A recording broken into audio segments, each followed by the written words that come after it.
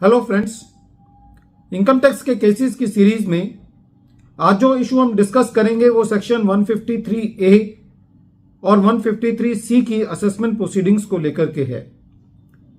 1 अप्रैल 2021 से पहले जो सर्चेज हुई हैं उन सर्चेज की असेसमेंट सेक्शन 153A और 153C में होनी है।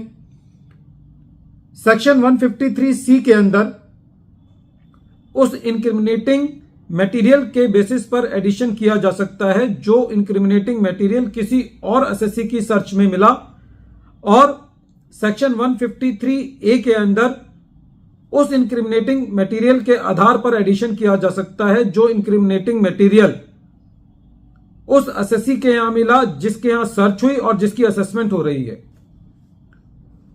केस का नाम principal commissioner of income tax versus Hitesh Ashok Vaswani है।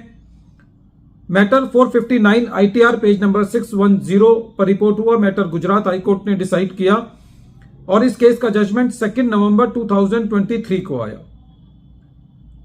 1 जून 2015 से पहले जो लॉ था वो ये था कि यदि एएसएससी के यहां सर्च हुई है और उस एएसएससी के यहां किसी बीएसएससी के पेपर्स मिलते हैं, डॉक्यूमेंट्स मिलते हैं, और जो सेक्शन 153C की असेसमेंट के लिए रेलिवेंट था वो ये था कि यदि डॉक्यूमेंट्स बिलोंग करते हैं, 1 जून 2015 के बाद बिलोंग वर्ड को रिप्लेस करके पर्टेन टू और रिलेट टू कर दिया गया।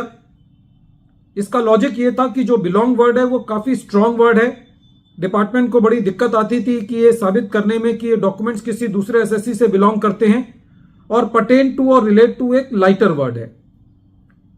दूसरा क्वेश्चन इस केस में यह उठा कि क्या यह अमेंडमेंट 1 जून 2015 से जो आई है वो प्रोस्पेक्टिव है या रेट्रोस्पेक्टिव है।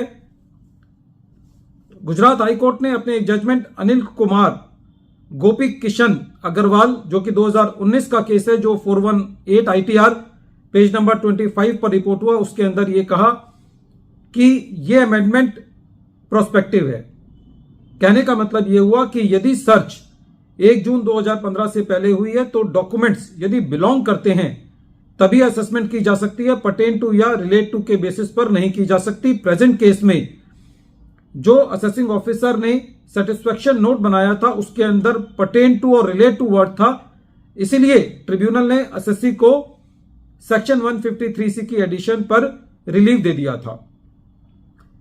बाद में सुप्रीम कोर्ट का जजमेंट आया विक्रम सुजीत कुमार भाटिया के केस में, जो कि 2023 का केस है, जो 453 ITR पेज नंबर 417 पर रिपोर्ट हुआ।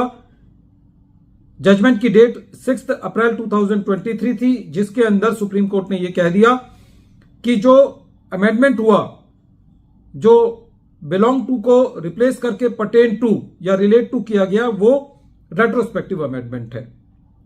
अब एसएससी के केस में जो इशू था वो ये था कि ट्रिब्यूनल ने जो ऑर्डर पास किया था वो 12 नवंबर 2020 को किया था। उस डेट पर सुप्रीम कोर्ट का जजमेंट अवेलेबल नहीं था। सुप्रीम कोर्ट का जजमेंट 2023 के अंदर आया।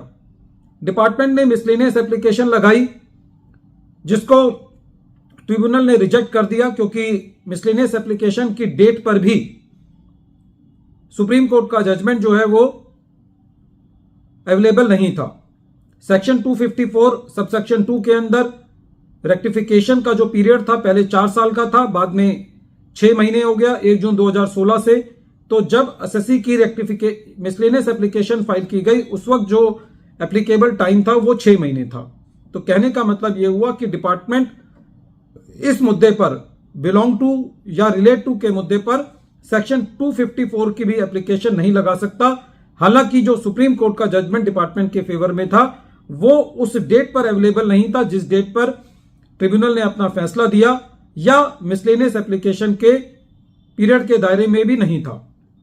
इसके अलावा प्रेजेंट केस के अंदर जो सर्च हुई थी वो 10 मार्च 2015 को हुई थी। जो टाइम बारिंग पीरियड था वो 31 मार्च 2017 था, लेकिन जो असेसमेंट ऑर्डर्स पास किए गए वो 31 दिसंबर 2017 को किए गए। तो इस मुद्दे पर भी जो असेसमेंट ऑर्डर थे वो टाइम बार हो चुके थे। प्रेजेंट केस में काफी सारी अपील्स थी, इंटरकनेक्टेड अपील्स थी, कुछ 153A में थी, कुछ 153C में थी। प्रेजेंट केस में कुछ केसेस के अंदर 153A के अंदर जो असेसमेंट की गई वो उस मटेरियल के बेसिस पर की गई जो किसी और एसएससी के यहां सर्च हुई थी। तो इस पर भी गुजरात हाईकोर्ट का यह कहना था कि किसी और एसएससी के यहां जो सर्च होती है वहां पे जो मटेरियल मिलता है उसकी असेसमेंट सेक्शन 153C में हो सकती है, 153A में नहीं हो सकती। तो इन सारे ग्राउंड्स के बेसिस पर इस केस में मोटे तौर पर एसएससी को रिलीफ मिला। केस का नाम एक बार फिर मैं रिपीट कर रहा हूं, केस का नाम है principal commissioner of income tax versus Hitesh Ashok Vaswani.